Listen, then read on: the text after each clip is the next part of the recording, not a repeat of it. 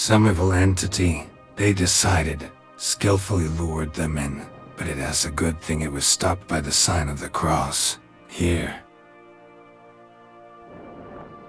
This story was told to a friend of mine by his grandfather. It took place in the distant days of his youth. He was returning home with a friend from a country club in a neighboring village. It was a summer night outside. They were walking drunk and merry. And, as usual, they decided to take a shortcut to their home village by the familiar forest path.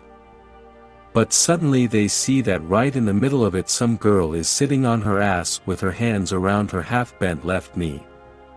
When she saw the travelers, she whimpered for help. During a conversation with her, the companions learned that the stranger had badly twisted her leg and could not walk because of the pain. The unfortunate woman asked the boys to carry her to a house nearby, a little further into the woods. The boys were taken aback by these words. They knew the local woods well and had never heard of any house among them. But the girl assured them that it was a short 10-minute walk. And the boys decided to help her. At first my friend's grandfather took the victim in his arms. But despite the fact that he was muscular and the lady was frail in appearance, it seemed to him that she was somehow unnaturally heavy. She smelled strangely of wet earth, as if she had been soaked to the bone. Halfway up he was replaced by his companion, who also had to exert himself. And soon the travelers did indeed come to a hut. There was no fence or barns around it. One bare house in the middle of a deep forest. But solid, as if newly built, with a large attic. The girl asked me to put her down and just hold her as they entered the hut. And that is how the whole trio found themselves inside this strange mansion. There was no electric light, and at first the travelers had to crawl in the dark. But soon the girl reached the table in the middle of the spacious room, lit something in her hands, and the guys saw a candlestick with wax candles and a clay jug with 2 crystal glasses. The hostess lit the wicks, and the flame petals made the room feel half dark. "Thank you very much," the girl thanked her saviors. But, as it seemed to my friend's grandfather, she uttered these words with a kind of suppressed malicious venomousness. All this strangeness made him nervous. And the girl poured red wine from a jug into glasses and offered to drink it to acquaintance. The other guy cheerfully supported the idea, but the grandfather politely declined the treat, citing the fact that he was already drunk after dancing at the club. He just started looking out for the hostess, who supported the toast instead of him.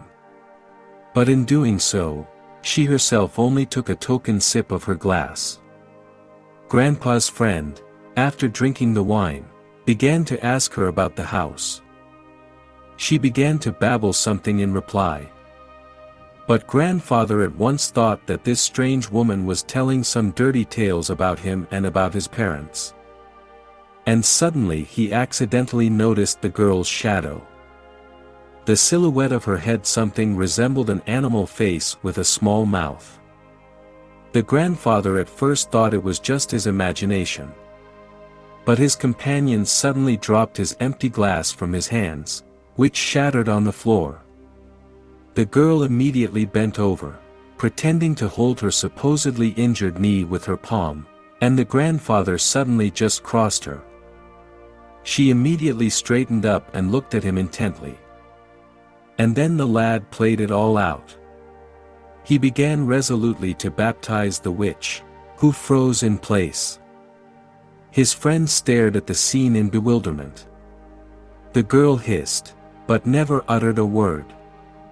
And the grandfather shouted to his comrade, "Go to the exit." And while he was baptizing her, the girl never took a single step. The other guy slowly staggered toward the front door, and the grandfather followed him backward. Once outside, they rushed away from the cursed place. Then the grandfather told his companion all the strange things he had noticed about the girl. Especially about the shadow that didn't look like her. The next day, armed with a knife and crucifix, they made a foray into the place. But they found no house there. Only trees. Some evil entity, they thought, had skillfully lured them there, but it was good that the sign of the cross had stopped it. After this incident, both boys began to carry church crosses in their pockets. Little things will come in handy. If you liked the story, please subscribe and like. Till tomorrow.